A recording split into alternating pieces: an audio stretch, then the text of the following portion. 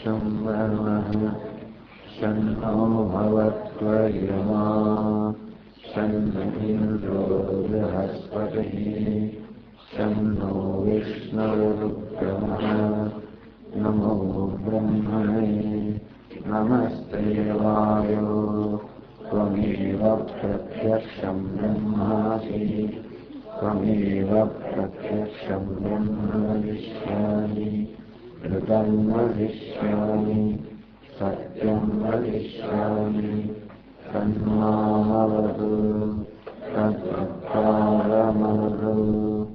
अवतु माम् अवतु वक्तारम् ॐ शान्ति शान्ति शान्तिः ॐ सहनावतु सहनौ भुनक्तु सह वीर्यं करवावहै तेजस्विनावधीतमस्तु मा विद्विषावहै ॐ शान्ति शान्ति शान्तिः ॐ पूर्णमदः पूर्णमिदं पूर्णात् पूर्णमुदच्यते पूर्णस्य पूर्णमादाय पूर्णमेवावशिष्यते ॐ शान्ति शान्ति शान्तिः श्रुतिस्मृतिपुराणानाम् आलयं करुणालयं नमामि भगवत्पादं शङ्करं लोकशङ्करं शङ्करं शङ्कराचार्यं केशवं बादरायणं सूत्रभाष्यकृतौ वन्दे भगवन्तौ पुनः पुनः ईश्वरो गुरुरात्मेति मूर्तिभेदविभागिने व्योमवद्व्याप्तदेहाय दक्षिणामूर्तये नमः। तपोभिः क्षीणपापानां शान्तानां वीतरागिणां मुमुक्षूणामपेक्ष्योऽयम् आत्मबोधो विधीयते।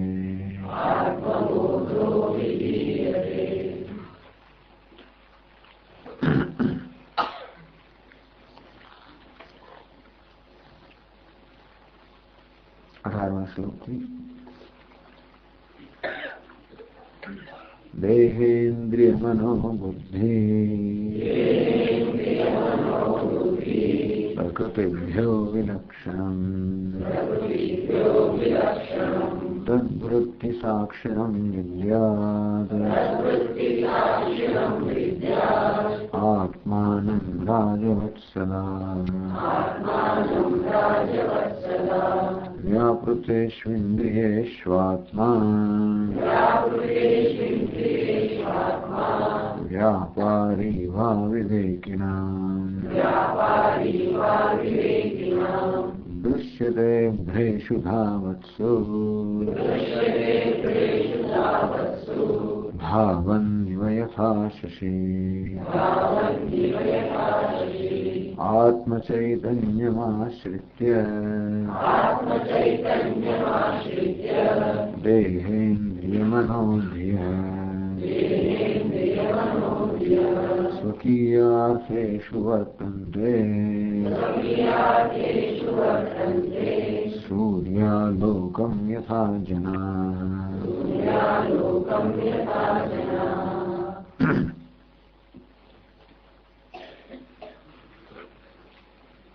व्यापृतेषु इन्द्रियेषु अविवेकिनाम् आत्मा व्यापारीव दृश्यते।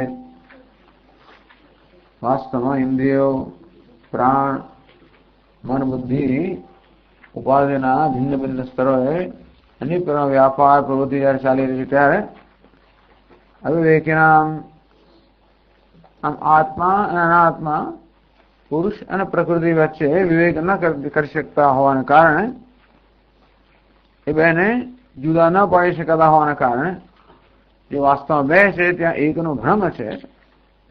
અવિવેકીનામ આત્મા વ્યાપારી દૃશ્યતે, આત્મામાં વ્યાપારી અર્થાત પ્રવૃત્ત હોવાને જાણે છે. અભ્રેષુ ધાવત્સુ ધાવન્ય યથાશસી, જેમ કોઈ બાળકને એમ લાગે કે ચંદ્રમાં દોડી રહ્યો છે, વાસ્તવમાં વાદળો દોડી રહ્યા છે. તો વાદળો દોડી રહ્યા હોય ત્યારે કોઈ બાળકને જેમ ચંદ્રમાં દોડી રહ્યો છે ભ્રમ થાય, તેવી રીતે વાસ્તવમાં ઇન્દ્રિયો પ્રવૃત્તિ કરે છે ત્યારે અવિવેકી લોકોને એવો ભ્રમ છે કે આત્મા સર્વ પ્રવૃત્તિ કરી રહ્યો છે.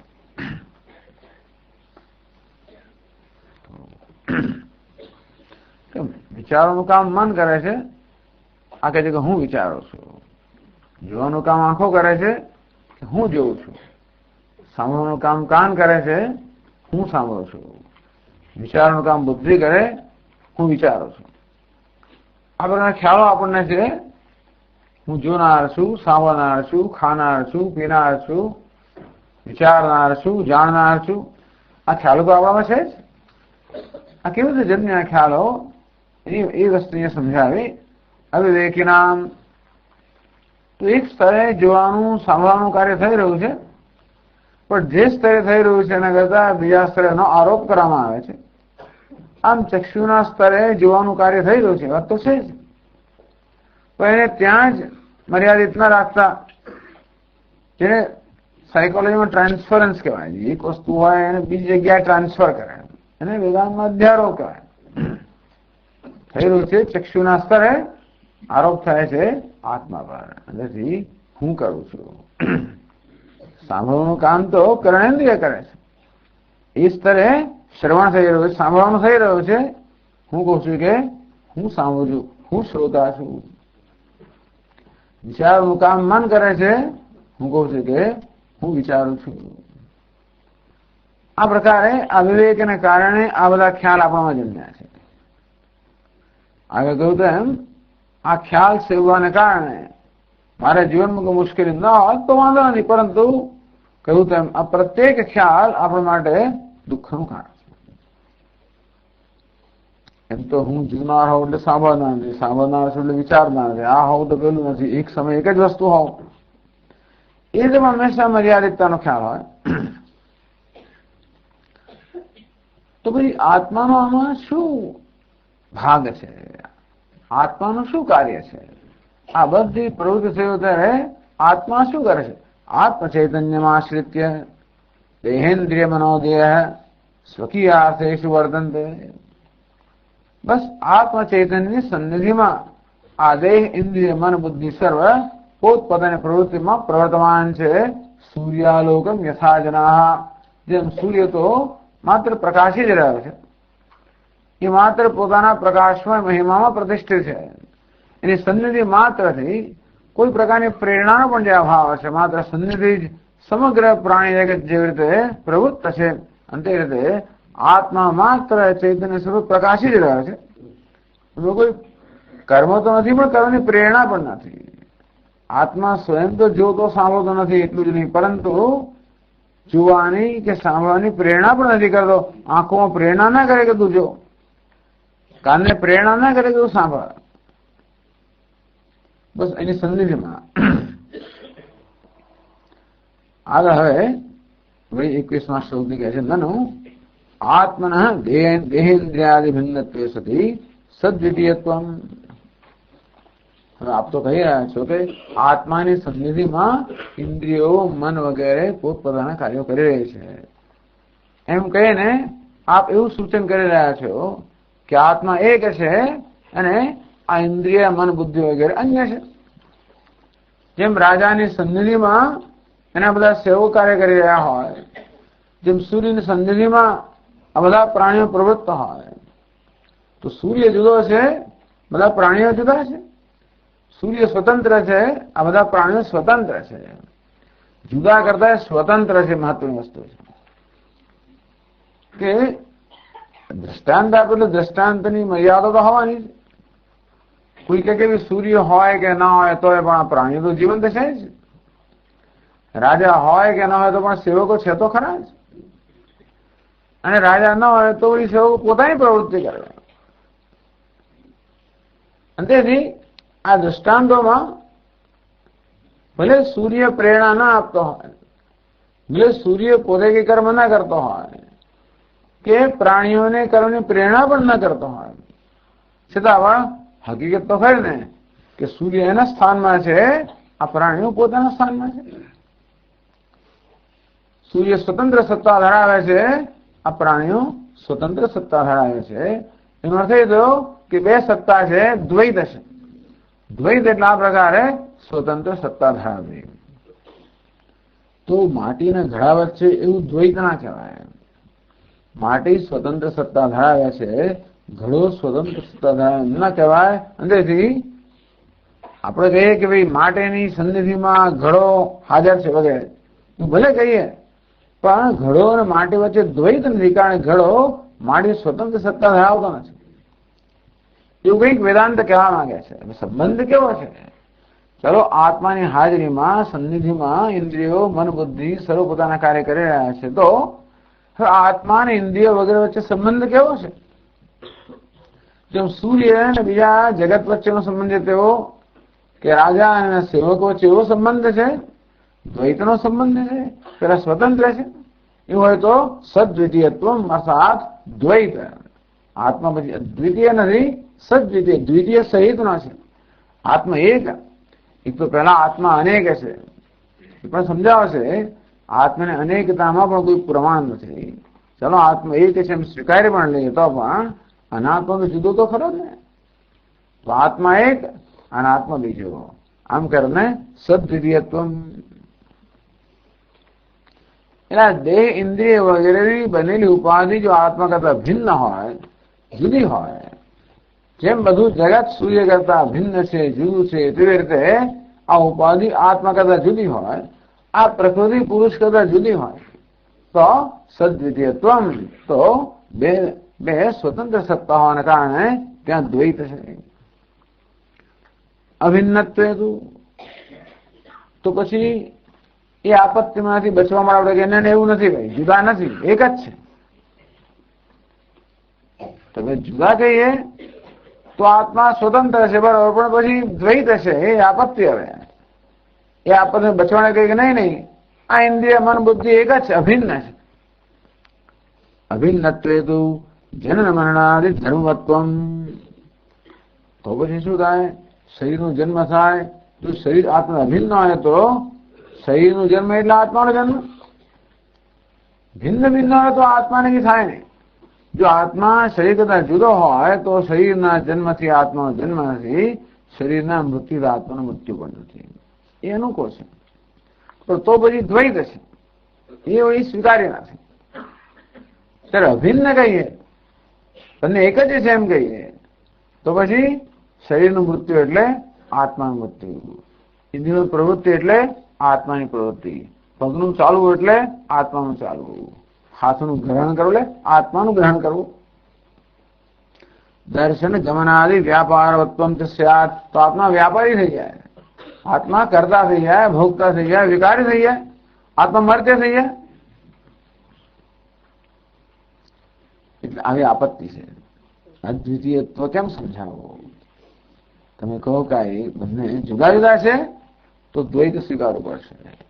જુદા એક જ છે તો આત્મા વિકારી બની જાય, કર્તા બની જાય, ભોગતા બની જાય.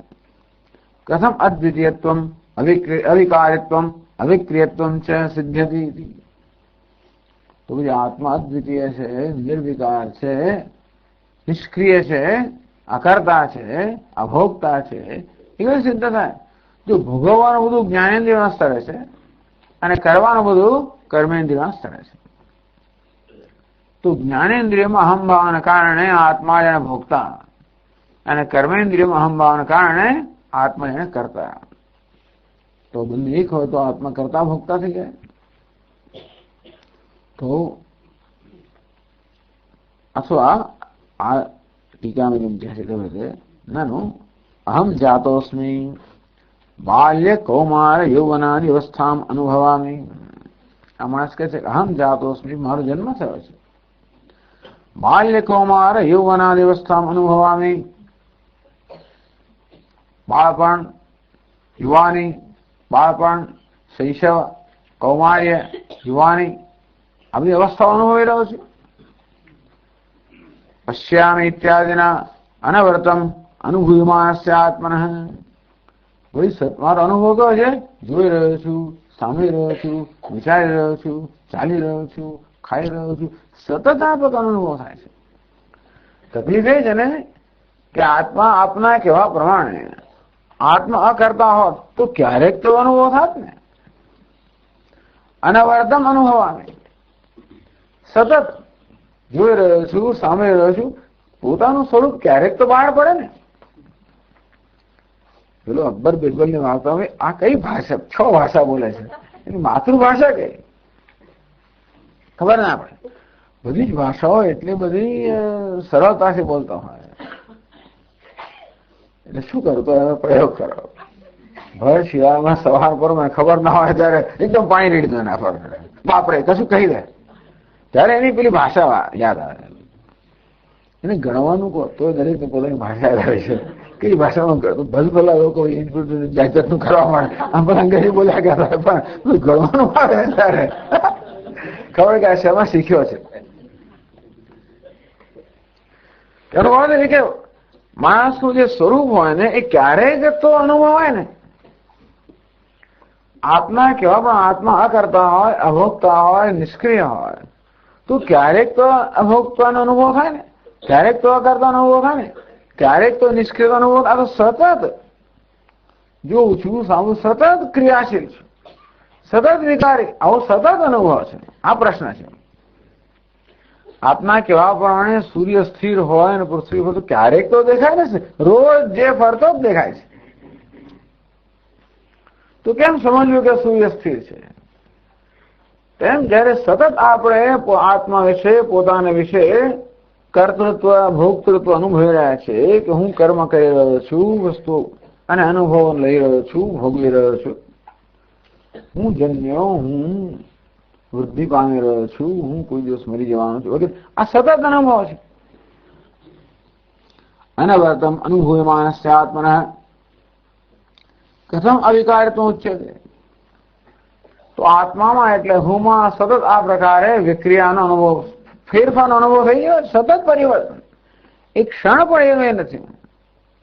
ભલે હું વક્તા કહેવાઓ, 1 કલાક સુધી હું વક્તા કહેવાઓ છતાં પણ પ્રત્યેક ક્ષણે જુદું તો બોલી તો રહ્યો જ છું ને.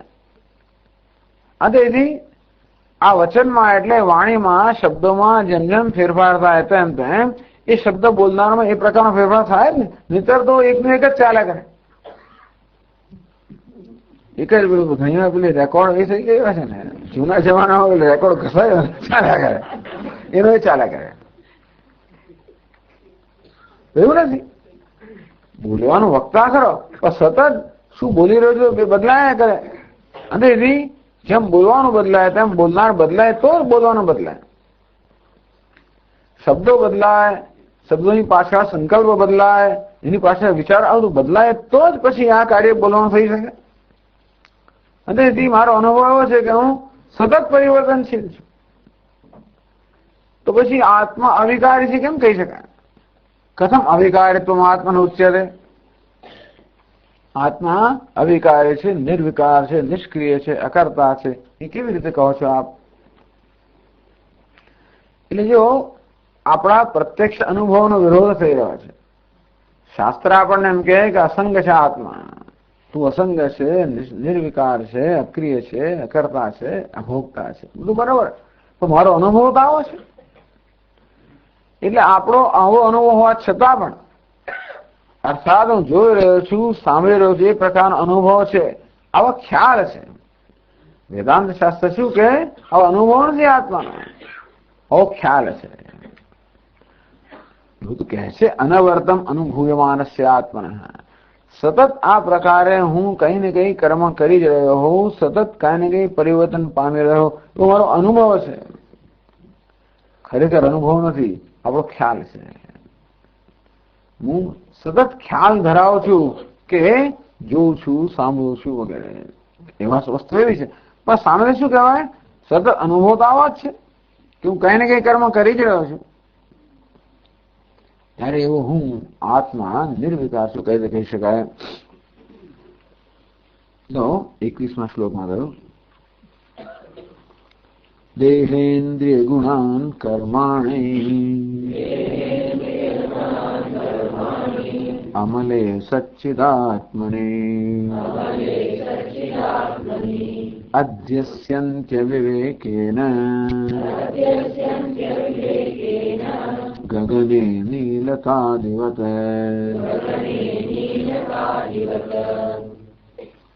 પછી દૃષ્ટાંત, ગગને નીલતાદિવત અવિવેકેન ગગને નીલતાદિ અધ્યસ્યન્તી. જે ગગનમાં આકાશમાં અવિવેકને કારણે અર્થાત આકાશના સ્વરૂપને ન જાણતા હોવાને કારણે નીલતાદિ, નીલતા એટલે ભૂરાપણું, આકાશ ભૂરું છે. અવિવેકને, અવિવેકી મનુષ્ય માને છે કે આકાશ ભૂરું છે, આકાશ નિરંગ છે. એ નિરંગ આકાશ પર ભૂરો એવા રંગનો અધ્યારોપ થયો. હવે કોઈ દાડો આપણા આકાશ ભૂરું ના દેખાવાનું, ભૂરું દેખાય ત્યારે પણ ભૂરું નથી એવું જ્ઞાન થવું જોઈએ. ભૂરું ના દેખાય ને નથી ભૂરું તો બરાબર છે, બોલું છે તો બોલ્યું તેમાં કરી ત્યાંથી કારીગરી, સાંભળેલું મજા આવ્યો તો જાણું કે તું શાણો છે. તેમ સૂર્ય ફરતો બંધ થઈ જાય ને મને સ્થિર દેખાય તો બરાબર જુદી વાત છે. પણ આ કેવું જ્ઞાન છે, સૂર્ય ફરી રહ્યો છે ત્યારે પણ આમ ફરવાની પ્રતીતિ હોય ત્યારે પણ અંદર જ્ઞાન કેવું હોવું જોઈએ, સૂર્ય સ્થિર છે તો જ્ઞાન કહેવાય. સ્વામી દયાનંદ મહારાજ કહે કે ભાઈ આ માણસ દરિયા કિનારે ઉભો છે અને રાહ જોયો શું કે બધા મોજા સમી જાય ત્યારે હું નવા જાઉં. તો યોગી રાહ જોઈ રહ્યો છે, બધા વિચારો સમી જાય ત્યારે આત્માનું દર્શન થાય. તેમ સૂર્ય જયારે ગતિ કરતો અટકી જાય ત્યારે મને ખબર પડે કે સ્થિર છે. તો કે ના, વિવેક કોને કહેવાય? આના વિવેક કે સૂર્યમાં જે ગતિ દેખાય માત્ર પ્રતીતિ છે, એ ગતિ સૂર્યની નથી, એ તો પૃથ્વીની ગતિ છે. આનું વિવેક. સૂર્ય અને ગતિ આ બે જુદી વસ્તુઓ છે. એક જગ્યાએ દેખાય છે, સૂર્ય ગતિમાન દેખાય છે, સૂર્ય દેખાય છે અને ગતિ દેખાય છે, પણ ખરેખર તો આ બંને અધિકરણ એક અધિકરણમાં નથી. એક અધિકરણ એક લોકસમાં, એક સ્થાનમાં નથી. હું ખુરશીમાં બેઠો છું તો ખુરશી અધિકરણ છે. અથવા એમ કહીએ કે આ રૂમાલ કેસરી છે, તો રૂમાલ ને કેસરી પણ એક જ અધિકરણ, એક જ સ્થળે છે, મારે દેખાય છે. રૂમાલ કેસરી છે એટલે જ્યાં રૂમાલ છે ત્યાં કેસરી પણ છે, જ્યાં કેસરી પણ ત્યાં રૂમાલ છે. તેમ સૂર્ય ગતિમાન દેખાય છે, તો જ્યાં સૂર્ય ત્યાં ગતિ છે, જ્યાં ગતિ છે ત્યાં સૂર્ય છે એવું કહેવાય? એવું જ કહેવાય ને સ્વામી? એવું દેખાય, એવું દેખાય છે એવું કહેવાય ખરો? ના, સૂર્ય છે ત્યાં ગતિ નથી, ગતિ ક્યાં છે? પૃથ્વી પર છે. અને કે વ્યધિકરણ, સમાનાધિકરણ અને વ્યધિકરણ, એક જ અધિકરણમાં, એક જ લોકસમાં, એક જ કેન્દ્રમાં બે વસ્તુ હોય તો શું કહેવાય? સમાનાધિકરણ. પણ જુદા જુદા લોકસ પર હોય, જુદા અધિકરણમાં હોય તો શું કહેવાય? વ્યધિકરણ. તો બે વસ્તુઓ જે જુદા જુદા સ્થળે રહી છે એ કેવી એક થઈ જતી હોય છે? એમાં કેવો ભ્રમ જન્મતો હોય છે? આ ગતિ તો પૃથ્વીમાં રહેલી છે અને સ્થિરતા સૂર્યમાં છે, છતાં બે એવા ભેગા થઈએ કે આપણને એવો ભ્રમ થાય છે કે સૂર્ય ગતિમાન છે. તેવી જ રીતે ઇન્દ્રિયોની પ્રવૃત્તિ મને એમ લાગે હું જોઈ રહ્યો છું, સાંભળી રહ્યો છું, હું છું એક વસ્તુ છે અને જોવું સાંભળવું બીજી જગ્યાએ છે. હું છું એક જગ્યાએ છે, જોવું સાંભળવું બીજી જગ્યાએ છે. સૂર્ય છે એક જગ્યાએ, ગતિ બીજી જગ્યાએ. હું છું એક જગ્યાએ, જોવું સાંભળવું બીજી જગ્યાએ. પરંતુ વાસ્તવમાં જે બે વસ્તુઓ બે જગ્યાએ છે અને ભીકરને એક જગ્યાએ જાણે કે જોવામાં આવે છે, અને તેથી આપણે ખોટા નિર્ણય પર આવીએ છીએ કે હું જોઉં છું, હું સાંભળું છું. આ વેદાંતનો ઉત્તર છે ટૂંકમાં. પણ ગગને નીલતા દિવત, નીલતા જે ગગનમાં નથી ત્યાં જોવામાં આવે છે. તે રીતે ઇન્દ્ર નીલ કટાહ, આકાશ કેવું દેખાય? જાણે કે ઊંધી કઢાઈ જેવું દેખાય. ઇન્દ્ર રાજાની ઊંધી કઢાઈ, ઉલટાવેલી કઢાઈ જેવું દેખાય. ખરેખર એટલે આકાશ પર આકારનો આરોપ કરવામાં આવે છે. આકાશ તો નિરાકાર છે, નિરાકાર પર આકારનો આરોપ કરવામાં આવે. એ નિરંગ અર્થાત રંગ રહિત જેના પર રંગનો આરોપ કરવામાં આવે. આ હંમેશનું દ્રષ્ટાંત છે. ગગને નીલતાદિવત અવિવેકેન અધ્યસ્યંતિ.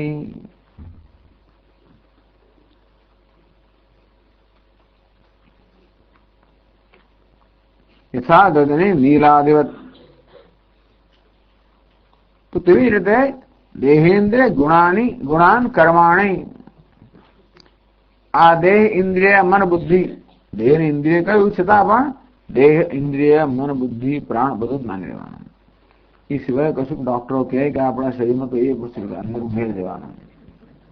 એ તમે વેદાંતમાં દેહ કયો અને પ્રાણ કયો, ઇન્દ્રિય કયું, મન કયું, બુદ્ધિ કઈ, વધારે તો બધાની વસ્તુ એ લોકો લાવે કે આ તો તમે કહ્યું નહીં, એ અંદર સમજી લેવાનું. એટલે જે કઈ પ્રવૃત્તિ હોય શું છે હજી મને યાદ નથી આવતું આ સિવાયનું, પણ ધારો કશું હોય આપણા શરીરની અંદર તો પણ એ બધી પ્રવૃત્તિ સમજી લેવાની.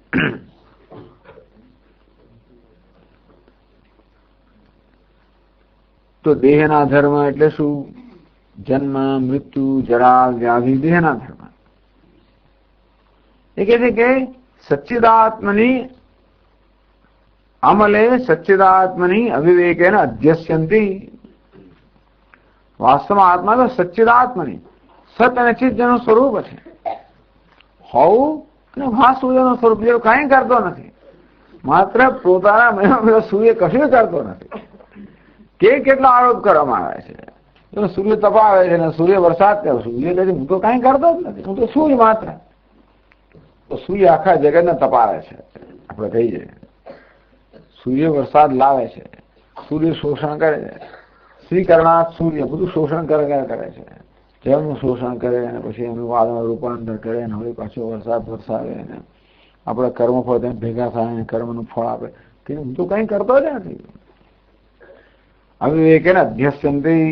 જેમ બસ સૂર્ય કશું બોલતો નથી, જાત જાતનો અભ્યાસ થઈ જાય. એ બોલે તો છે, આત્મા કશું બોલતો તો બરાબર, કઈ બોલતો નથી. એટલા માટે અનેક પ્રકારના અધ્યારોપ કરવામાં આવે છે. અધ્યસ્યંતિ અવિવેકેન.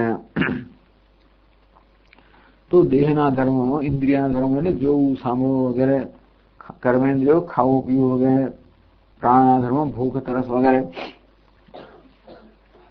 મનની લાગણીઓ, સુખ દુઃખ વગેરે, બુદ્ધિના ખ્યાલો, આ બધા અવિવેકેન અધ્યસ્યંતિ. ટૂંકમાં આપણને એક જગ્યાએ દેખાય છે, વાસ્તવમાં એ બે જુદી જગ્યાએ છે. જોવાની જરૂર છે, એ સમજવાની જરૂર છે. સમજીને બુદ્ધિમાં જોવાની જરૂર છે. એવું નહીં કે ત્યાં પેલું કર્મ ત્યાં થયું ને આત્મા એવું જોવાનું નથી કહેતા. પછી કે સ્વામી હા બધો વિવેક થઈ ગયો, મેં જોયું કે આત્મા એક બેઠેલો છે, કશું કરતો નથી, ના ઇન્દ્રિયો કે એવું નથી. એવો વિવેક એટલે કે દેશનું અંતર નથી. કોઈ અભિનેતા ભિખારીનો વેશ લઈ રહ્યો હોય ત્યારે ભાઈ અભિનેતા અને ભિખારી વચ્ચેનું અંતર જોવાનું. એટલે શું પેલો અભિનેતા ત્યાં ઉભો ભિખારી એવું અંતર નહીં જોવાનું. એમ જોયું તો પછી આપણે બીજું કલ્પના કરીએ. અભિનેતા અને ભિખારી વચ્ચેનું અંતર એટલે શું? કોઈ દેશનું અંતર નથી. પેલાનો આ જે હાથથી માગે છે કોણ? અભિનેતાનો હાથ છે. અને જે કંઠથી ગાય છે ભિખારી પેલાનો જ કંઠ છે. એટલે અભિનેતા અને ભિખારી દેશનું અંતર નથી. કાળનું અંતર પણ જે સમયે ભેગા તે સમયે જ પેલો હશે. કાળનું પણ અંતર નથી. તો શેનું અંતર છે? અંતર છે સત્તાનું અંતર. એક મિથ્યા છે, બીજો સત્ય છે. ભિખારી મિથ્યા છે, અધ્યારોપ છે, જ્યારે અભિનેતા સત્ય છે. આ પ્રકારનું અંતર.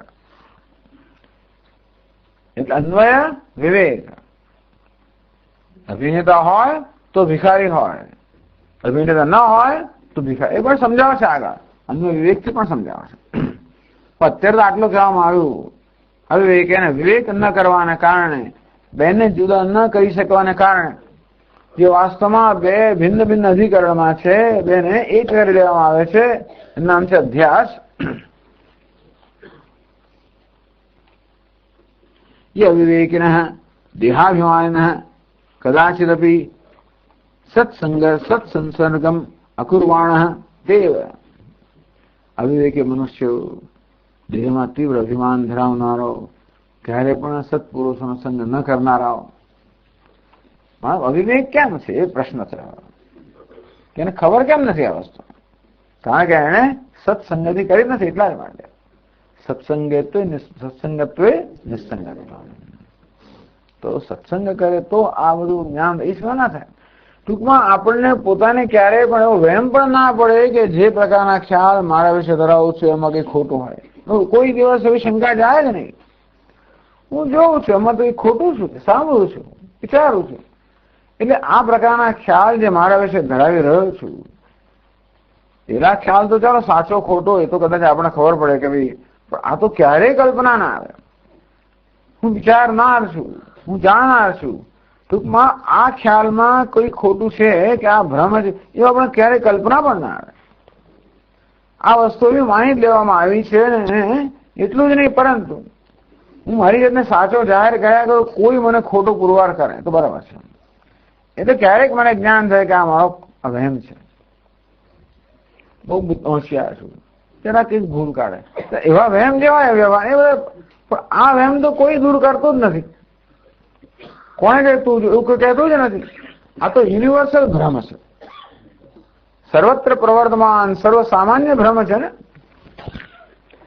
એટલે ક્યારેય પણ આપણને જો શાસ્ત્રનો પરિચય ન થાય, આપણું ધ્યાન ન દોરવામાં આવે તો ક્યારેય પણ આપણને આ વિષયમાં એવી કલ્પના પણ ના આવે કે મારા જે ખ્યાલ છે ખોટા છે. પેલું 10મા છોકરાના મનમાં તો દ્રઢ થઈ જ ગયું છે કે હું 10મો નથી. એટલે કોઈક એનું ધ્યાન દોરનારું નીકળે, એ ધ્યાન દોરવા માટે પણ ઘણી ભૂમિકા રચવી પડે. એમને એમ કહે કે તું 10મો છું તો કોઈ દાદા આવે મને ખબર છે હું કોણ છું એવું જ કહી દે. એમ કે માને નહીં, કોઈ પોતાના ખ્યાલ ના છોડે. એટલે પેલા સીધે સીધું ના કે તું 10મા છે. ભાઈ 10મો ખોવાય એવો કેમ નક્કી કર્યું? તો ગણિત નક્કી કર્યું, ગણિત બતાવજો.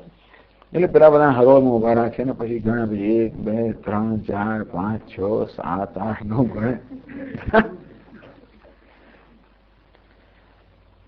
પછી જો ફરી વાર ગણજો 10મો છોકરો છે, પેલા એવી શ્રદ્ધા ઉત્પન્ન કરી.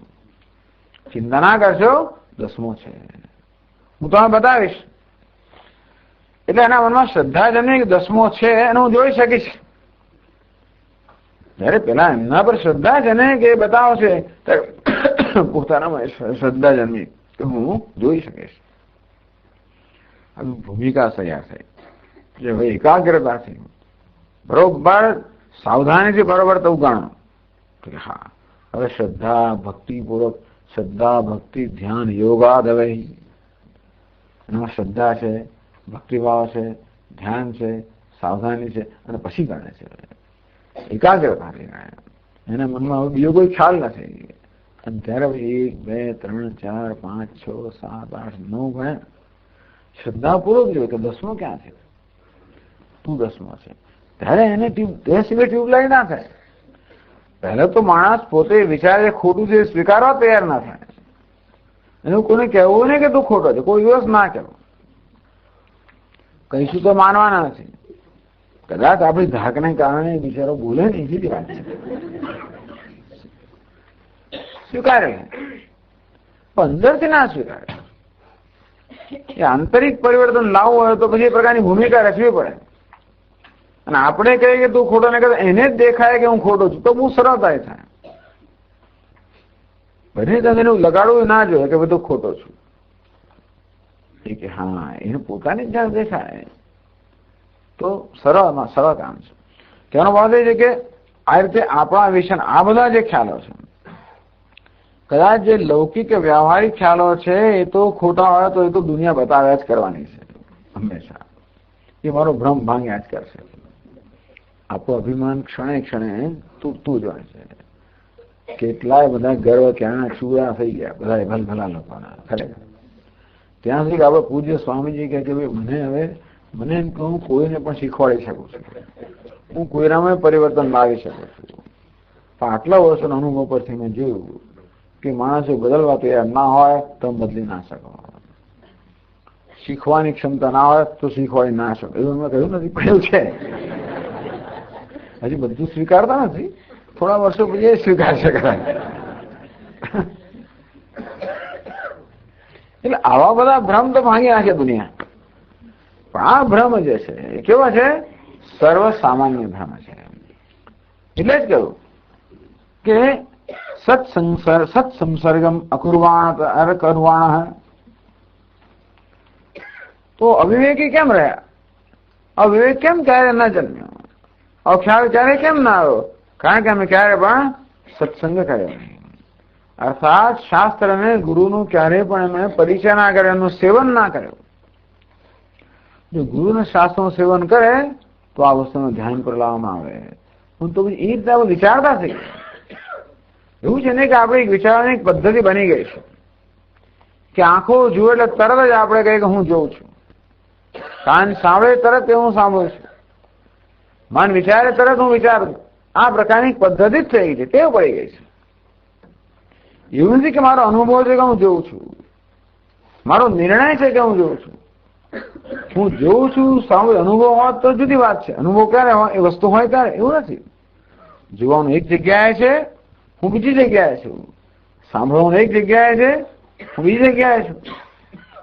હું સાંભળું છું એમ જયારે કહું ત્યારે બે વસ્તુને ભેગી કરી દેવામાં આવી. સાંભળવું એ છે શ્રોત્રેન્દ્રિય ધર્મ, અને હું છું એ આત્માનો ધર્મ. આ એક છે દ્રષ્ટા, બીજું દ્રશ્ય.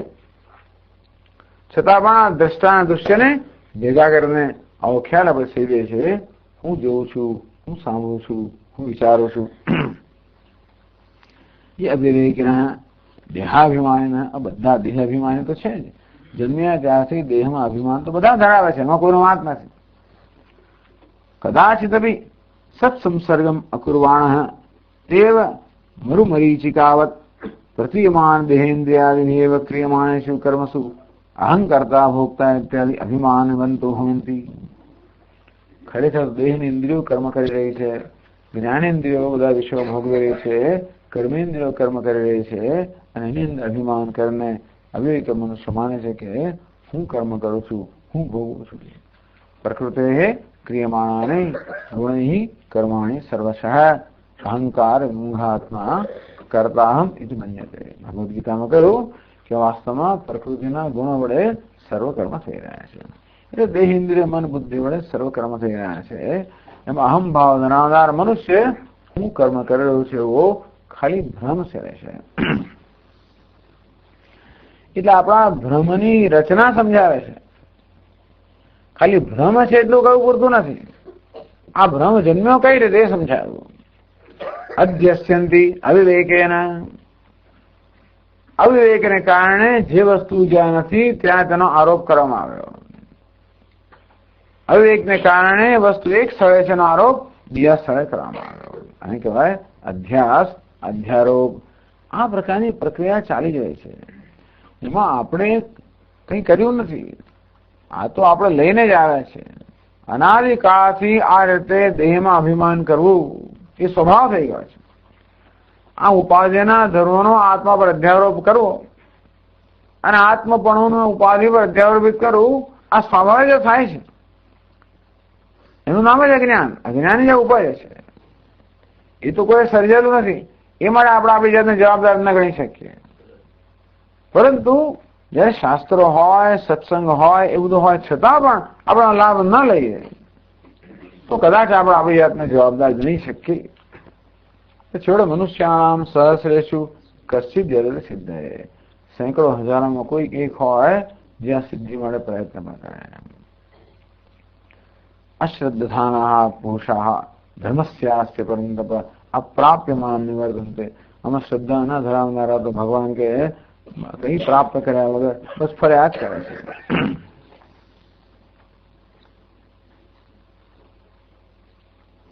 દેહેન્દ્રિય મનોબુદ્ધિ ધર્માન ગુણાંશ સત્વાદીન કર્માણિ કર્મેન્દ્રિય વ્યાપારાન મિથ્યાતાદાત્મ્યન સ્થિતે निर्मले असंग रूपे सच्चिदानंदात्मके परमात्मनि अध्यस्यन्ते अविवेकेन। तो કે દેહ ઇન્દ્રિયના ગુણ, ગુણ એટલે શું? દેહના ગુણ, જન્મ મૃત્યુ જરા વ્યાધિ, ઇન્દ્રિયના ગુણ જોવું સાંભળવું વગેરે, મનના ગુણો વિચારો વગેરે, અથવા સત્વ રજસ તમસ વગેરે, અને એવા ઇન્દ્રિયના કર્મો કે પ્રવૃત્તિઓ બધા મિથ્યા તાદાત્મ્યને કારણે અવિવેકી મનુષ્યો આત્મા પર આ બધાનો અધ્યારોપ કરે છે. આત્મા કેવો છે?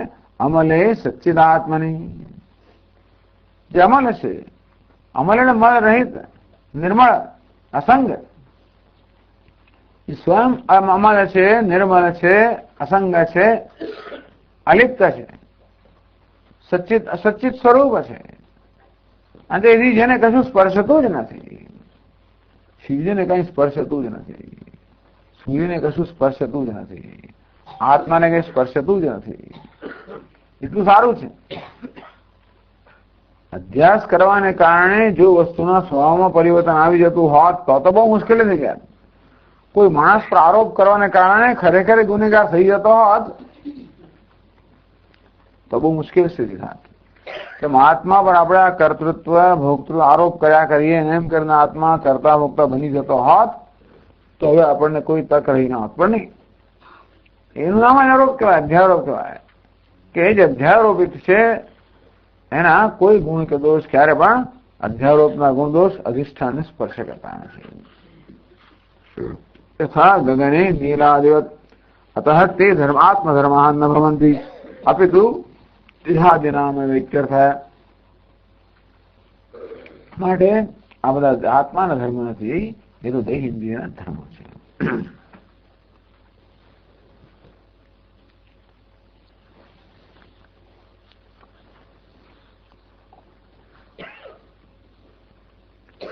ननु कर्तृ भोक्तृत्वादिकम् आत्मनि अनवर्तम अनुभूयमानत्वात् तत्र दुर्वारमिति. હવે પ્રશ્ન થયો, આપ કહો છો કે કર્તૃત્વ ભોક્તૃત્વ દેહના ઇન્દ્રિય ધર્મ છે, આગળ એ વાત કરીએ આપણે. અનવર્તમ અનુભૂયમાનત્વાत्, તો સતત કર્તૃત્વ ભોક્તૃ અનુભવ થાય છે. આપના કેવા પણ આત્મા અસંગ હોય, નિર્વિકાર હોય, નિષ્ક્રિય હોય તો ક્યારેક તો અનુભવ થવો જોઈએ ને. હું ખરેખર અકર્તા અભોગતો તો ક્યારેક તો મને લાગુ છું અકર્તા અભોગતા છું. અનવર્તમ અનુભૂયમાનસ્ય અનુભૂયમાનત્વાદ, સતત અનુભવ થઈ રહ્યો છે. તત્ર દુર્વારમ, અંતેથી આત્મા અકર્તા છે અભોગતા છે કેમ હોઈ શકે? લોકો એને ક્યારેક અનુભવ થવો જોઈએ. તો આશંકા, એ પ્રકારનું આશંકા કરીને 22મા શ્લોકનો ઉત્તર આપે છે. અજ્ઞાનાન માનસોપાધે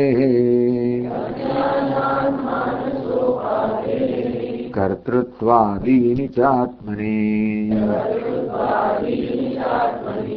કલ્પ્યન્તે બુધતે ચંદ્રે ચલનાદિયથામ ભસઃ.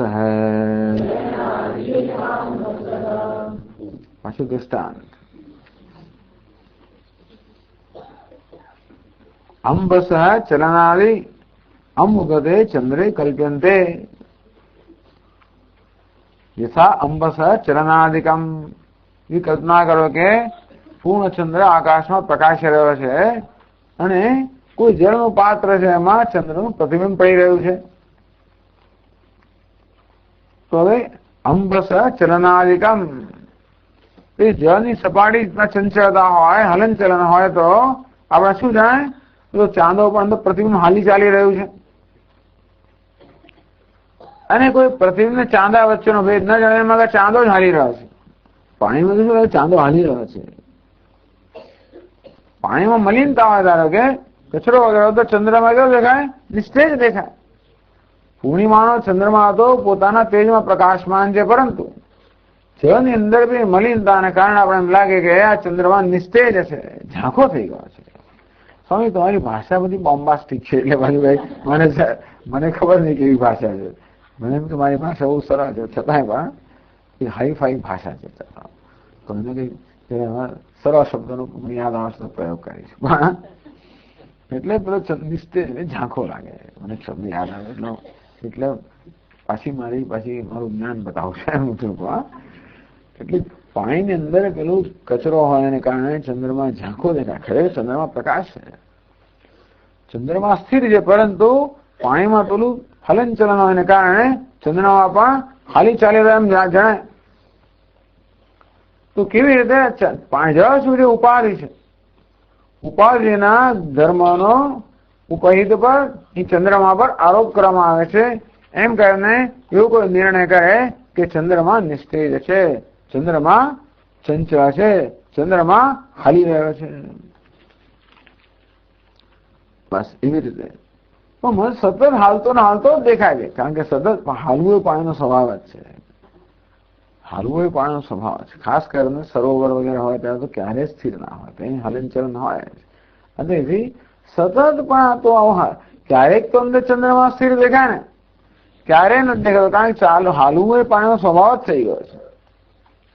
પાણી સ્થિર થાય તો દેખાય, પણ ચલન એ પાણીનો સ્વભાવ અને કારણે ચંદ્ર હંમેશા ચલનાત્મક જ દેખાય, હાલતો ચાલતો જ દેખાય. એટલે આપણે એમ કે ભાઈ ચંદ્રમાં હાલવું એ ચંદ્રનો સ્વભાવ છે.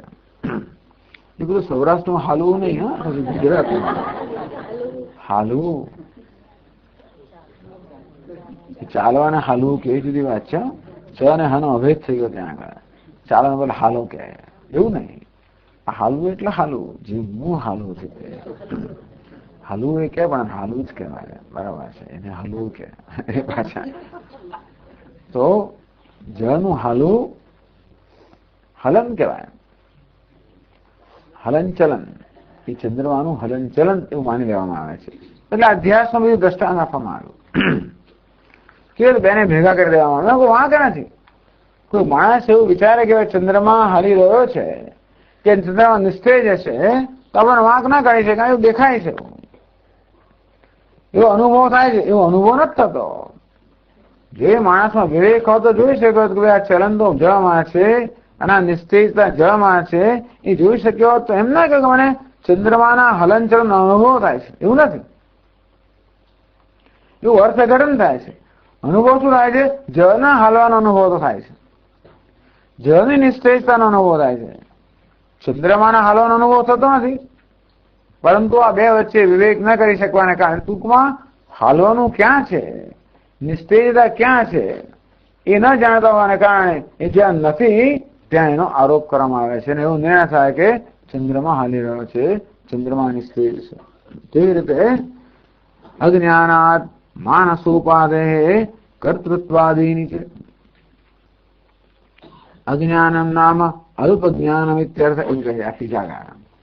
અજ્ઞાનને કારણે તમારે સમજવું કે ક્યારે પૂર્ણ અજ્ઞાન તો હોતું જ નથી. આપણે આત્માનું અજ્ઞાન કહીએ ખરા, તો આત્માનું પૂર્ણ અજ્ઞાન નથી. જાગ્રત અવસ્થામાં નથી, સ્વપ્નમાં પણ નથી. હું છું, હું ભાસું છું એવું તો જ્ઞાન મારે વિશે છે જ. એવું હોય તો જ પછી અધ્યારોપ થાય.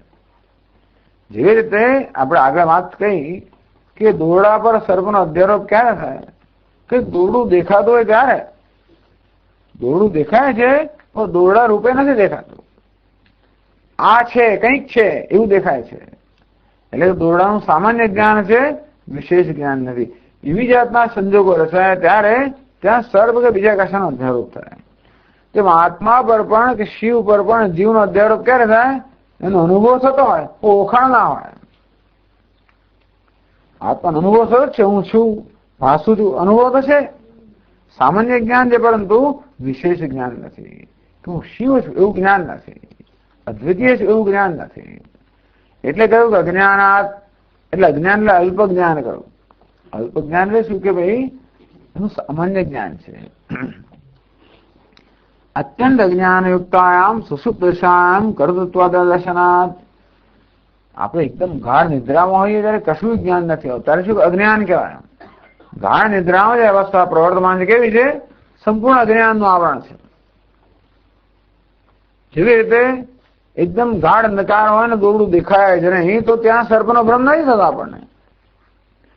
તેમ સુષુપ્તિમાં જરા પણ જ્ઞાન નથી, આત્માનું જરા પણ સભા નથી, ત્યાં કર્તૃત્વ વગેરેનો કોઈ ભ્રમ નથી. કર્તૃત્વ કોઈ પ્રકારનો ભ્રમ કે અધ્યારોપ હોવા માટે સામાન્ય જ્ઞાન તો જોઈએ. સામાન્ય જ્ઞાન હોય અને વિશેષ જ્ઞાનનો ભાવ. જેમ આગળ કહ્યું તેમ દિવસ દરમિયાન આપણે પેલું પદાર્થ પણ દેખાય અને દોરડું પણ દેખાય. સામાન્ય જ્ઞાન પણ હોય, વિશેષ જ્ઞાન પણ, તો પણ ત્યાં અધ્યારોપ ન થાય. અને ગાઢ અંધકારમાં સામાન્ય જ્ઞાન પણ નથી, વિશેષ જ્ઞાન પણ નથી, તો પણ અધ્યારોપ ન થાય. મંદ અંધકારમાં સામાન્ય જ્ઞાન છે, વિશેષ જ્ઞાન નથી, ત્યાં અધ્યારોપ છે. મંદ અંધકાર. માનસોપાદે માનસમ સંકલ્પ વિકલ્પ રૂપમ. સંકલ્પ વિકલ્પ કરવો એ મનનો સ્વભાવ છે, એ જ ઉપાધિ. તસ્ય કર્તૃત્વાદિની. મનમાં બધું જ આવી ગયું. મન, બુદ્ધિ, ચિત્ત, અહંકાર બધા આવી ગયા. બધામાં કર્તૃત્વ, ભોક્તૃત્વ, ભાઈ કાર્યતૃત્વ વગેરે. કરવું અને કરાવવું, ભોગવું, ભોગવવું અને ભોગવાવું. આપણે ભોગવીએ તો ખરા, પણ બીજાને ભોગવાવીએ ખરા, ભોગવાવડાવીએ પણ ખરા, એવું પણ થાય. તો કરીએ અને કરાવીએ, ભોગવીએ અને ભોગવાવડાવીએ, એવું પણ થાય. આ બધી વસ્તુઓ ખરેખર તો પછી સુખીત્વ, સુખીપણું, દુઃખીપણું, આ બધું તો ખરેખર માનસોપાદે. આ માણસ જે છે એ ઉપાધિ છે, એના ધર્મો છે. આત્મની કર્તૃત્વાદિ ધર્મ શૂન્ય કૂટસ્થ અસંગ ચિદ્રૂપે નિત્ય અખંડાનંદીકર સ્વરૂપે પરે બ્રહ્મણી અધ્યસ્યંતે. અમલે સચ્ચિદાત્મને અધ્યસ્યંતે. આત્મા અમલ છે, નિર્મળ છે, કર્તૃત્વ ભોક્તૃત્વ ધર્મથી રહિત કૂટસ્થ અસંગ ચિદ્રૂપ જે આત્મા છે એના પર ટૂંકમાં ભાવાર્થ એ છે કે આત્મામાં આ બધાનો લેશ માત્ર નથી. કશું હોય નહીં અને જરા વધારે અધ્યારોપ થાય તો બને. આપડે મોટી ચોરી કરી એવું કહ્યું, તું લઈ લીધું, મેં નથી લીધું. એક દાડો આપણે આટલું લેતા જોયો હોય, પછી બે દાડા 100 રૂપિયા ખોડો કરે. આપણે એક દાડો નોકરને જોયો કે ભાઈ આવું કશું લીધું, આવું નાની વસ્તુ લઈને ખિસ્સામાં જોઈ લીધું. પછી બીજા દાડે 100 રૂપિયા ગયા, કઈ ના છે, એ અધ્યારોપ થાય. ના લીધા તો થાય. કારણ કે કશું ચોરવાની કઈક કશું એનામાં ચોરી ચોર પણ છે ખરું, જરાક છે. જરાક તો આપણે મોટું કરીને જોઈ શકીએ. તેમ આત્મા જરાક કરવા પણ હોત, જરાક ભોગવવા પણ હોત, અને પછી આપણે મોટું કરવા પણ એના તો આવો બરોબર, પણ લેશ માત્ર પણ નથી. અસર્વભૂતાયામ રજ્વામ સર્પારોપ. આ રજ્જુ જેમાં સર્પનો લેશ માત્ર નથી, જેમાં જરાય સર્પ પણ નથી, એવા રજ્જુ પર સર્પનો અધ્યારોપ થયો. તેમાં જરાય કર્તૃત્વ નથી, જરાય ભોક્તૃત્વ, જરાયમાં વિકાર નથી, જરાય મલ નથી. આ મલે એટલે જે જળનો પેલો ચંદ્રમાનું દ્રષ્ટાંત આવ્યું, નિર્મળ. એ નિર્મળ ચંદ્રમા જળમાં મલિન જણાય છે, કારણ કે મલિનતા જળમાં છે. તેમ આત્મા નિર્મળ છે, પણ મલિન જણાય છે. પાપી છું, દુઃખી છું, આપણે કહીએ ને, મોસમ દીન છું, હીન છું, પાપી છું, મત્સમ 5 ગે નાસ્તી, તો મલિનતા દેખાય છે. આત્મા નિર્મળ છે, ઉપાધિની મલિનતાને કારણે આત્માને મલિન માનવામાં આવે છે. બીજું ચલન, કર્મેન્દ્રિયો, જ્ઞાનેન્દ્રિયોની પ્રવૃત્તિ જે છે, તો જેવી રીતે જળનું ચલન ચંદ્ર પર આરોપિત કરવામાં આવે છે. જે ચંદ્ર નિશ્ચલ છે, તેમાં આત્મા જે વાસ્તવમાં નિર્વિકાર છે, નિષ્ક્રિય છે, એના પર આ દેહ ઇન્દ્રિયોની બધી વિક્રિયાનો આરોપ કરવામાં આવે છે.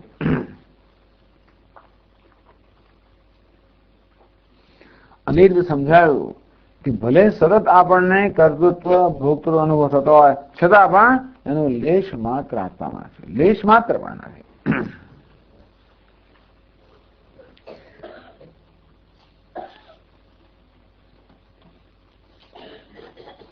यस्मात् स्वप्रतिबिंबस्य जीवात्मा कर्तृत्वादिकं नास्ति तस्मात् आत्मा कालत्रय नास्ति किं वक्तव्यम. પછી આગળ કહે છે પછીના શ્લોકમાં, ઈચ્છા દ્વેષ સુખ દુઃખાદીન આત્મધર્માન મન્યંતે વૈશેષિકાદયઃ. હવે વૈશેષિક નૈયાયિક લોકો બધા છે એ માને કે આત્મા સુખ, ચાલો કર્તૃત્વ ભોક્તૃત્વની વાત તો કરી, પણ હવે ઈચ્છા દ્વેષ સુખ દુઃખ, તો ભાઈ ઈચ્છા કરવા આત્માનો સ્વભાવ છે, સુખ આત્માનો સ્વભાવ છે, દુઃખ આત્માનો, એવું માનનારા લોકો છે. વૈશેષિકો માનતો હોય કે આપણે તો માનીએ જ છીએ. જયારે મારી રીતે સુખી જાહેર કરું ત્યારે સુખ આત્મા સ્વભાવ થઈ ગયો, દુઃખી જાહેર કરું દુઃખ આત્મા સ્વભાવ થઈ ગયો. અંતેથી આ સુખ દુઃખ આત્માનો સ્વભાવ છે. તો એ વાત કહે છે, એનું નિરાકરણ કરે છે. 23મા શ્લોકમાં કહે છે,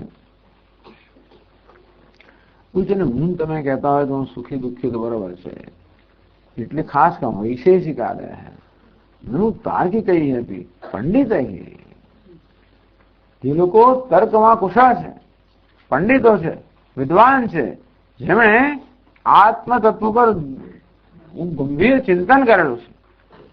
એ લોકો આ પ્રકારના નિર્ણય પર આવે છે. સામાન્ય માણસ છે તો તેને સમજ્યા. સામાન્ય માણસ જે કહે છે એ પ્રશ્ન ઉત્તર આગળ આપવામાં આવે કે હું કર્મ કરું વગેરે, એ તો સામાન્ય માણસ કહે છે.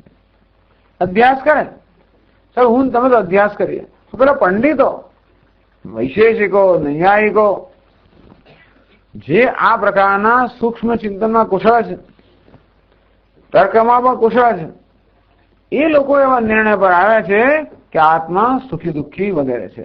એ કઈ ખોટા હોય? પ્રશ્ન એ છે. હું તમે ખોટા હોય ચાલો, પણ આવા જે પંડિતો છે, તાર્કિકો છે, વિદ્વાનો છે, જેમના વિષય પર ગંભીર ચિંતન કરેલું છે, એને આપ ખોટા કહો. અંતેથી એનો ઉત્તર પછીના શ્લોકમાં આપવામાં આવે છે. રાગેચ્છા સુખ દુઃખાદિ બુદ્ધૌ સત્યામ પ્રવર્તતે સુષુપ્તૌ નાસ્તિ તન્નાશે તસ્માદ બુદ્ધેસ્તુ નાત્મનઃ.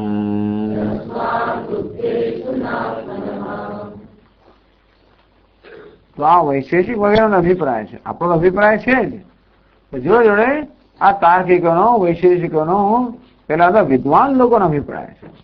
તો વિદ્વાન સાથે વાત કરો તો વિદ્વાનની જેમ વાત કરવી પડે. પછી પેલા બધા સામાન્ય માણસ સાથે વાત કરી અને સામાન્ય દ્રષ્ટાંત આપે કે જો ભાઈ આ ચંદ્ર તો નિર્મળ છે, તને મલિન દેખાય છે, ચંદ્ર સ્થિર છે, તને હાલતો દેખાય છે. જોઈ સમજ પડી કે હાલવાનો ચંદ્રમાં નથી, મલિનદા ચંદ્ર, એ બિચારો સમજી જાય. પેલો જાત જાતની દલીલો લાવે, તર્ક લાવે, એટલે એને પછી એ રીતે આપણે એ રીતે કામ પાર પાડવા, અને એ રીતે હલ કરવું પડે, અને એમ હેન્ડલ કરવું પડે. શ્રુતિ યુક્તિનો અનુભવ, પ્રમાણને બતાવવું પડે. તો આ લોકો તો પ્રમાણની વાત કરવી પડે. પ્રમાણ તો શ્રુતિ, શાસ્ત્ર પ્રમાણ છે, યુક્તિમાં પ્રમાણ છે, અને અનુભવમાં પ્રમાણ છે. આ શ્લોકમાં શ્રુતિ, યુક્તિ અને અનુભવ આ ત્રણેય બતાવે છે કે આ સુખ દુઃખ વગેરે આત્માના ધર્મ ના હોઈ શકે, એ તો ઉપાધિના ધર્મ છે. એટલે કહ્યું રાગ ઈચ્છા સુખ દુઃખાદિ. રાગ હે વિષયાસક્તિ. રાગ કોને કહેવાય? વિષયમાં આસક્તિ હોય એને રાગ કહેવાય. ઈચ્છા સામાન્ય આગ્રહ રૂપા. ઈચ્છા એટલે ઈચ્છા, સામાન્ય આગ્રહ. આ જોઈએ, પેલું જોઈએ, આમ હોવું જોઈએ, આગ્રહ. આમ હોવું જોઈએ, આમ હોવું જોઈએ, આમ ન હોવું જોઈએ. એ તો ઈચ્છા જન્માવે ને, આમ હોવું જોઈએ પણ નથી એટલે આમ કરવું જોઈએ, આમ ન હોવું જોઈએ પણ છે માટે આમ કરવું જોઈએ વગેરે. સુખમ અનુકૂલતયા વેદનીયમ. સુખ કોને કહેવાય? જયારે અનુકૂળતા જન્મે, અનુકૂળ પરિસ્થિતિ હોય ત્યારે જે આપણે અનુભવ થાય આપણે સુખ કહીએ. ટૂંકમાં રસગુલ્લા, શીરો, શું રાજગરાનો શીરો, ઘીથી લસતો ધારો કે હોય, સુકી ભાઈ, આમ અનુકૂળ વસ્તુ હોય ત્યારે આપણે શું થાય? સુખ થાય. ચેવડો પ્રતિકૂળ કરે એટલે કે જે દુઃખમ પ્રતિકૂળ થયા વેદનીય. એટલે કે ભાઈ આ ડસ્ટબિનમાં ઢગલે ઢગા ચેવડો એટલે પેટમાં જવાનું ડસ્ટબિનમાં ગયો. હું કેમ પ્રતિકૂળ છે? પૂછ્યું કેમ? તો સ્વામીજી બધું ચવાયું હતું જ નહીં. અંદર જે કઈ શું હતું એ કઈ હોય તો ચેવડાની અંદર એ સાબુદાણા હતા, એ સાબુદાણા પલાળેલા નહોતા. ક્યાં આવે છે એને પલાળીને તો બરાબર પોચા થાય, પલાળ્યા વગર તો એવાની એવા છે. પ્રતિકૂળ આવે નિયમ. તો પેલો શીરો તો મસલસ તો ક્યાં ઉતર્યું ખબર ના પડે. રાત્રે પૂછ્યું કે ભાઈ શીરો તો કે એ તો સ્વામી ખલાસ થઈ ગયો, કશું ચલાય રહ્યો જ નથી. અનુકૂળતા આવે નિયમ તો અનુકૂળ છે મળે સુખ, પ્રતિકૂળ થયા વેદને દુઃખ. આવી રીતે આદિ શબ્દ એના એટલે રાગ ઈચ્છા સુખ દુઃખાદિ આદિ શબ્દ એના ક્રોધ આવે કર્તૃત્વાદય છે. ક્રોધ આવે, દ્વેષ આવે, ઈર્ષ્યા હોય, આ બધા જે છે આ બધા પણ જે ગુણો છે. કર્તૃત્વાદય કર્તૃત્વ ભોક્તૃત્વ વગેરે. તો રાગ ઈચ્છા સુખ દુઃખાદિ આ બધા છે. હવે આપણે બધા તાર્કિક સાથે વાત કરી છે. આપણી સાથે પેલા સાથે વાત કરી કે આ બધા ક્યારે હોય છે. તો યુક્તિ બતાવે અન્વય ને વ્યતિરેક કે રાગ ઈચ્છા સુખ દુઃખ વગેરે ક્યારે છે. બુદ્ધો સત્યામ પ્રવર્તતે. આ જયારે બુદ્ધિ છે એટલે કે અંતઃકરણ છે. બુદ્ધિ શબ્દ વાપર્યો પણ અંતઃકરણ સમજવાનું. અંતઃકરણ છે, મન છે, ત્યાં સુધી આ રાગ દ્વેષ ઈચ્છા સુખ દુઃખ વગેરે હોય છે. અને બુદ્ધિ નથી હોતી, મન નથી હોતું ત્યારે નથી હોતા. સુષુપ્તૌ નાસ્તિ તન્નાશે, સુષુપ્તૌ તન્નાશે, સુષુપ્તૌ બુદ્ધિનાશે. જયારે આપણે ગાઢ નિદ્રામાં હોય ત્યારે ત્યાં આગળ બુદ્ધિ હોતી નથી, મન હોતું નથી. મનનો નાશ થઈ ગયો. નાશ થઈ ગયો એટલે વાસ્તવમાં પોતાના કારણમાં મળી ગઈ. એટલે સુષુપ્ત એટલે કે બુદ્ધૌ સત્યામ જાગ્રત સ્વપ્નયો. બુદ્ધો સત્યામ પ્રવર્તતે. જાગ્રતમાં અને સ્વપ્નમાં મન હોય છે. જાગ્રતમાં પણ હોય છે, સ્વપ્નમાં પણ હોય. અને ત્યારે બધું હોય છે. જાગ્રત અવસ્થામાં તો આ રાગ દ્વેષ હોય. પછી એકાદશીમાં આપણે ભૂખ્યા રહી ગયા હોય આવું બધું બધા ને મોરીઓના અંતે. એટલે પછી સ્વપ્નમાં પછી આપણે આપણું રચના કરીએ. જયારે એકાદશીને કારણે જો આપણને વિકલ્પ આપવામાં આવ્યો તો પેલું લીધો ના લીધો તો સારું થયું. આ તો વિકલ્પ મળ્યો નહીં. ભારત રાખ્યું તો એટલે ઉપયોગ થયો પણ હતો.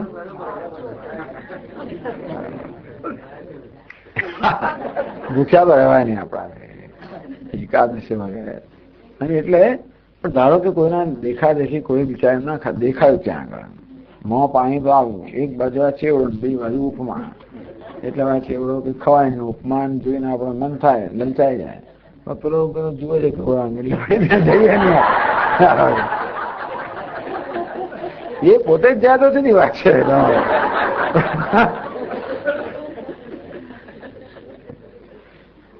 એટલે સ્વપ્નમાં પછી ઉપમા આવે. સવારમાં કકડીને ભૂખ લાગી છે અને સાબુદાણા ચવાતા નથી. અત્યારે ઉપમા કેવી સરસ ઉતરી ગયો. સ્વામી એ દાંત વગર આપણે કશું તો ખરું એટલે સ્વપ્નમાં પછી આપણે ઉપમાની રચના કરીએ. સ્વપ્નમાં એટલે બુદ્ધિ હોય તો આ બધું ક્યાં હોય. પછી ઉપમાનો આનંદ લે. ત્યાં પણ સુખ છે. ઉપમા કેવાય છે અનુકૂળ વેદની, અનુકૂળતા વેદની એમ સુખ છે. તો ઉપમા વધારે પડતી ખાટી થઈ ગયો, બધું બહુ મીઠું ધારો કે નંખાઈ ગયું. બને ઘણી વાર 2 વાર મીઠું નાખી દીધું, મૂક્યું અને એક નિશાસો પડે. કેટલી આપણે એને કેટલી અપેક્ષા રાખેલી ને એને જોઈ ને મોં પાણી આવે, ભૂખ સતેરી થઈ છે. એક કોળિયો અંદર મૂક્યો પછી બાજુ મૂકી દે. પછી પ્રતિકૂળ ત્યાં દુઃખ પાછું. ટૂંકમાં સ્વપ્નમાં પણ સુખ હોતો એવું નથી. કેટલી બધી આપણે આશા લઈને આપણે કેટલું બધું તો પાછું એનું એ દુઃખ ત્યાં પણ અનુભવ રહે. એટલે આ રાગ ઈચ્છા સુખ દુઃખ વગેરે જાગ્રત અવસ્થામાં હોય છે, સ્વપ્નમાં પણ હોય છે. કારણ કે જાગ્રતમાં પણ માન છે, સ્વપ્નમાં પણ માન છે. બુદ્ધો સત્યામ પ્રવર્તતે તન્નાશે બુદ્ધિને નાશે કારણાત્મના અવસ્થાને સુષુપ્ત. સુષુપ્તિમાં ગાઢ નિદ્રામાં બુદ્ધિ જયારે પોતાના કારણો મળી જાય, બુદ્ધિ નષ્ટ થઈ નથી કે નાશ કયો અદર્શન ગતે.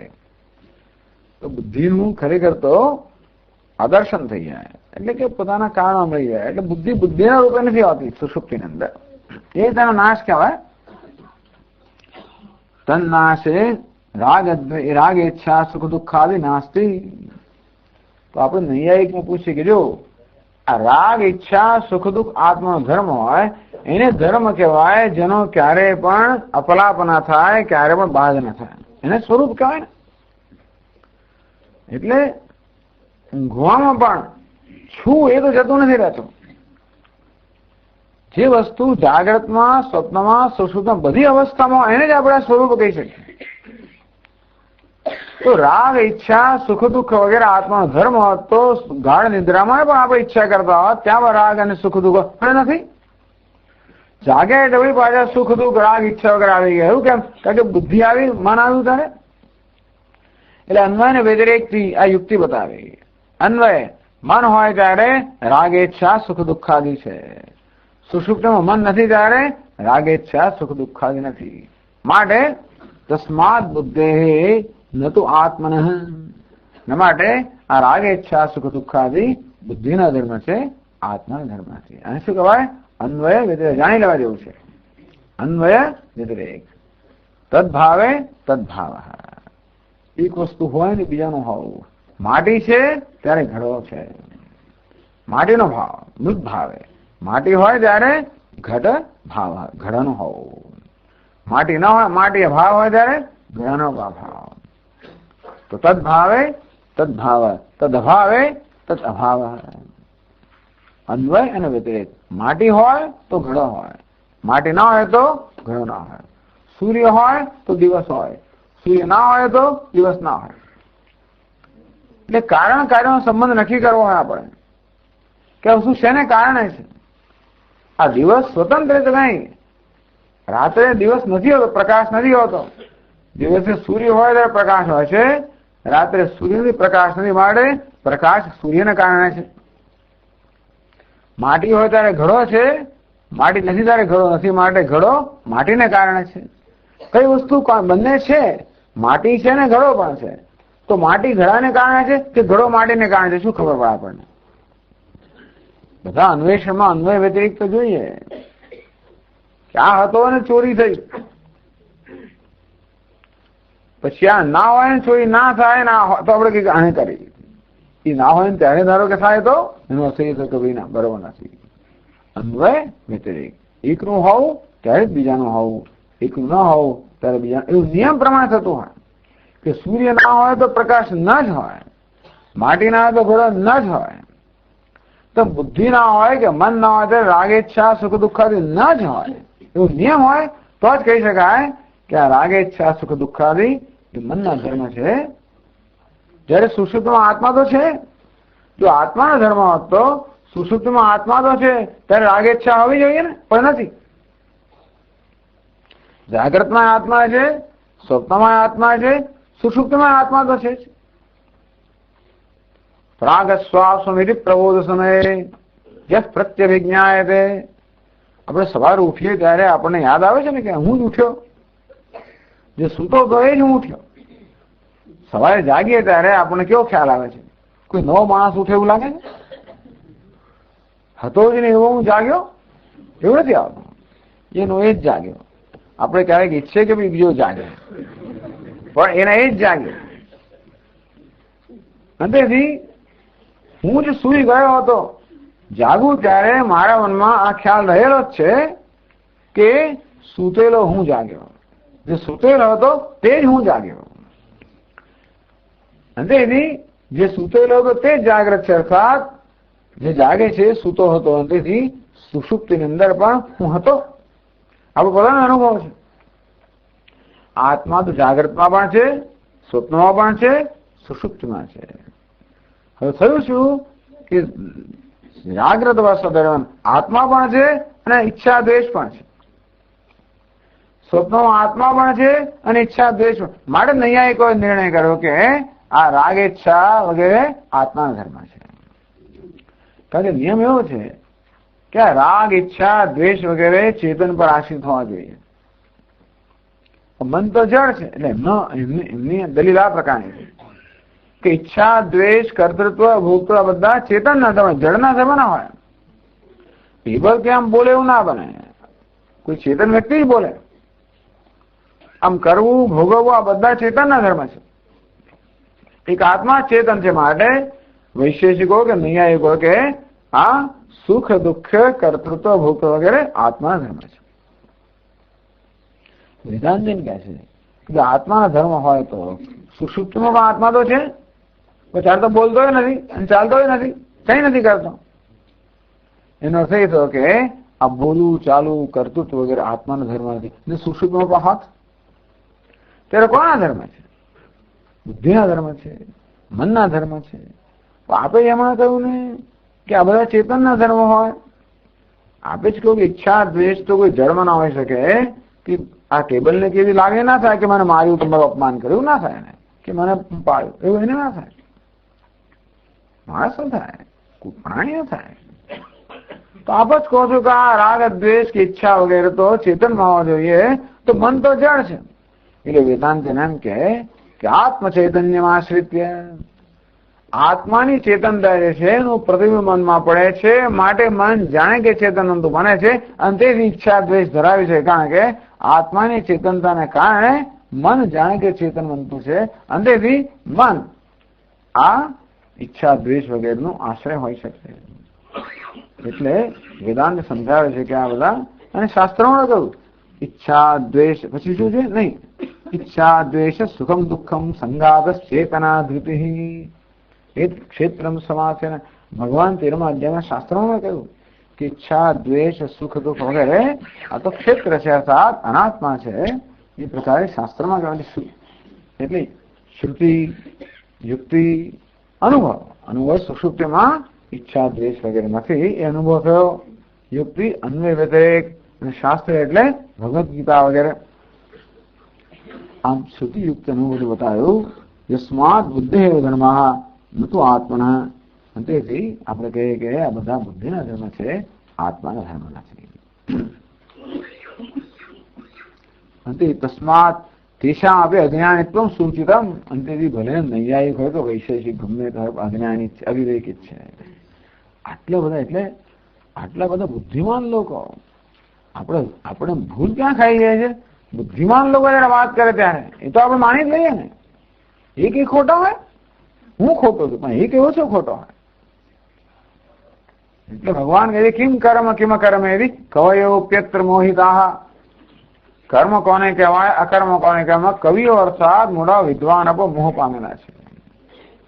અને તો આત્માના સ્વરૂપને વિશે વિદ્વાનો પણ મોહ પામેલા છે. તેથી કોઈ વિદ્વાને કહ્યું માટે આપણે સાચું માની લેવું નહીં. બડા સ્વામીજી કે longer the beard greater the doubt. એવું કે હંમેશા ત્યાં સ્વામીજી મોટા દાઢી રાખે છે માટે તમારે સ્વીકાર લેવું નહીં. જેટલી દાઢી લાંબી હોય એટલી વધારે શંકા કરવી. પણ સ્વીકાર ના લેવો. એવી રીતે વિદ્વાન છે માટે સાચા હોય એવો નિયમ નથી. એ વિદ્વત્તા પૂર્વક અવિવેક કરે એવું બને. એના અવિવેકમાં વિદ્વત્તા હોય, એના બિચારા લોકોમાં વિદ્વત્તા ના હોય, અણઘડો હોય. પણ વિદ્વાન છે માટે વિવેકી હોય નિયમ નથી. ભલા લોકો કવયોપ્યત્ર મોહિતા, ભલા લોકો મોહિત થઈ જાય છે. એ પ્રકારે આ શ્લોકમાં કહેવામાં આવ્યું કે ઈચ્છા દ્વેષ સુખ દુઃખ વગેરે બુદ્ધિના એક અંતઃકરણના ધર્મ છે, આત્માના ધર્મ નથી. ઓમ પૂર્ણમદ પૂર્ણમિદં પૂર્ણાત પૂર્ણમુદચ્યતે પૂર્ણસ્ય પૂર્ણમાદાય પૂર્ણમેવાવશિષ્યતે. ઓમ શાંતિ શાંતિ શાંતિ. શંકરં શંકરાચાર્યં કેશવં બાદરાયણં સૂત્રભાષ્યકૃતૌ વંદે ભગવन्तौ પુનઃ પુનઃ. ઈશ્વરો ગુરુરાત્મેતિ મૂર્તિભેદવિભાગિને વ્યોમવદ્વ્યાપ્તદેહાય દક્ષિણામૂર્તયે નમઃ. ઓમ શાંતિ શાંતિ શાંતિ. હરિ ઓમ. શ્રી ગુરુભ્યો નમઃ. હરિ ઓમ.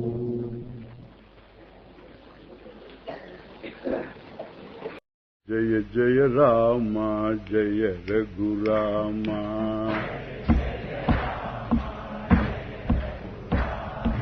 જય જય રામ જય રઘુરામ.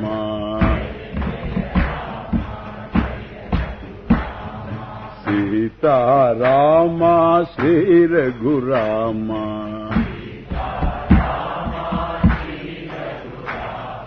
સીતા રામ શ્રી રઘુરામ.